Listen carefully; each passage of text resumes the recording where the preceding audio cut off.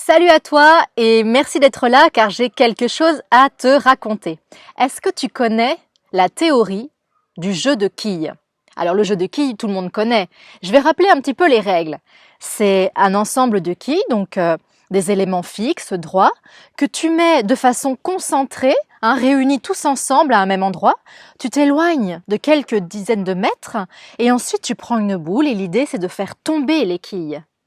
Très bien, tu l'as? Bon, je savais que tu connaissais le jeu. En fait, le principe, c'est que le jeu de quilles est une très belle analogie avec la vie.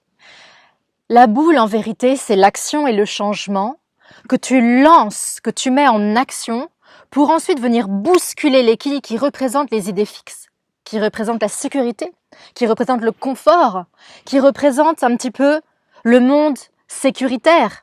Et curieusement, les quilles que l'on met bien réunies ensemble sont un petit peu aussi la représentation de la société de masse, la société comme les moutons qui suivent, qui restent ensemble, collés ensemble. Alors j'aime beaucoup cette analogie qui signifie quand tu veux faire quelque chose dans la vie, il n'y a qu'un remède, c'est agir en fait, et faire un petit peu comme cette boule et venir bousculer les idées fixes. Et cette théorie, je la dois à André Brugiroux. Et cet homme, il est incroyable. C'est un grand voyageur connu comme le loup blanc dans le monde du voyage parce qu'il a visité tous les pays du monde.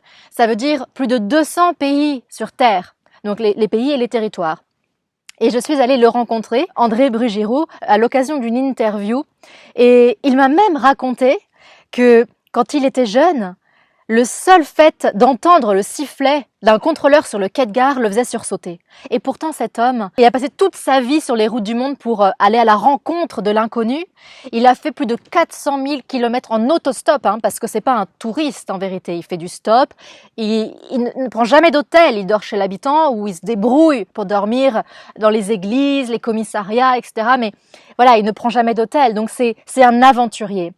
Et donc il me racontait cette anecdote que le sifflet d'un chef de gare le faisait sursauter. Et pourtant, il a fait une expérience extraordinaire. Il a voyagé partout dans le monde. Ce qui veut dire, on revient à la même chose, la théorie de la boule en mouvement. Quelles que soient vos idées fixes, soyez plutôt la boule qui va venir bousculer tout ça.